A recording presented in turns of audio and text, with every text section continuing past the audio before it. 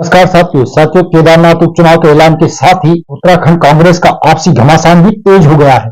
गुटिया संघर्ष, आपसी विवाद, मतभेद, मनभेद सब कुछ सामने आ रहे हैं। इस स्थिति में अब सवाल यह है कि अगर ऐसे ही चलता रहा तो फिर देहरादून वाले नेता केदारनाथ के कार्यकर्ताओं को उपचुनाव में एकजुट होने का संदेश कैसे देंगे। पार्टी के भीतर मतभेद की एक बड़ी गवाही दे रही है यह चिट्ठी, जिसमें गणेश गोदियाल को ऑब्जर्वर बनाया गया है। भुवन कापड़ी, वीरेंद्र जाति और लखपत बुटोला भी उस लिस्ट में है। गणेश गोदियाल कांग्रेस के सीनियर लीडर हैं। भुवन कापड़ी उप नेता विपक्ष हैं। उत्तराखंड में खटीमा से विधायक हैं। वीरेंद्र जाति भी कांग्रेस के विधायक हैं। झबरेड़ा से उन्हें भी ऑब्जर्वर के तौर पर नियुक्त किया गया है। लखपत बुटोला हाल ही में उपचुनाव जीते हैं। बद्रीनाथ का और कांग्रेस के नए नवेले विधायक हैं। लेकिन सवाल यह है कि यह लिस्ट ऐसे वक्त में आई जबकि एक लिस्ट 11 अक्टूबर को पहले ही जारी हो गई थी और उस लिस्ट के हवाले से तमाम तरीके के सवाल उठे हैं। सूत्रों का दावा यह है कि पार्टी का एक तबका इस लिस्ट को देखकर नाराज हो गया है।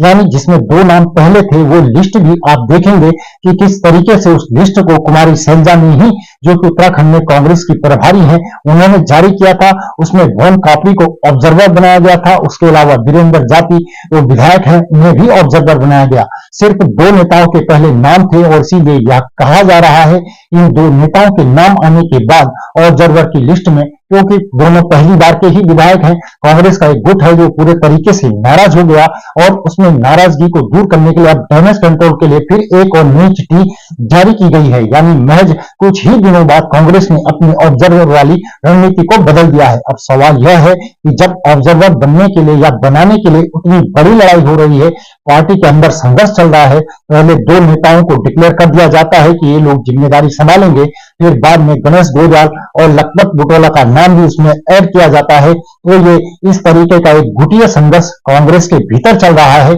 जिसकी बानगी आने वाले दिनों में चुनाव के दरमियान भी देखने को मिल सकती है। तो गुटबाजी कांग्रेस के भीतर है, इससे इनकार नहीं किया जा सकता। अब जब यह ऑब्जर्वर वाला कांड हुआ है कांग्रेस के भीतर, तो आगे की लड़ाई कैसे लड़ी जाएगी, इसे लेकर सवाल उठने लाजमी है। सबसे बड़ा मुद्दा होगा कैंडिडेट किसे बनाया जाए, टिकट किसे दिया जाए। कांग्रेस के भीतर गुटबाजी का आलम यह है कि एक गुट चाहता है कि मनोज रावत को टिकट मिले, दूसरा गुट चाहता है कि मनोज रावत को टिकट न मिले, किसी और चेहरे को टिकट दिया जाए। दावेदारों की दौड़ अलग अलग तरीके से चल रही है। सब अपने अपने हिसाब से उम्मीदवार चुनने का दावा कर रहे हैं, लेकिन जब बैठक होगी तो किसके नाम पर सहमति बनेगी, यह बड़ा सवाल है। और इसीलिए कांग्रेस का सियासी झगड़ा कहीं बहुत बड़ी मुश्किल खड़ी न करेगा, यह कांग्रेस के सामने ही एक बड़ी चुनौती है। खासतौर पर कांग्रेस के कार्यकर्ताओं के सामने जो जमीन पर मेहनत करते हैं, और कांग्रेस की लीडरशिप किस तरीके से अब इन तमाम पहलुओं को आगे साध पाएगी। यह विवाद चुनाव शुरू होने से पहले ही शुरू हो गया है, उसको किस तरीके से दूर किया जाएगा, पार्टी की इंटरनल पॉलिटिक्स कैसे बैलेंस की जाएगी, कैसे यह सब कुछ होगा, कैसे एकजुटता से सब काम करेंगे, यह बड़ी चुनौती है। यही बड़ा सवाल है और यही संकट केदारनाथ चुनाव से ठीक पहले कांग्रेस के सामने खड़ा है। तो नतीजा क्या होगा, इसे लेकर भी दिलचस्पी सबकी बढ़ गई है। साथियों, अभी के लिए इतना ही और आपसे आग्रह है कि चैनल को सब्सक्राइब जरूर कर लें। साथ ही आप नीचे दिए गए नंबर या फिर QR कोड के माध्यम से हमारा सहयोग भी जरूर करें। नमस्कार।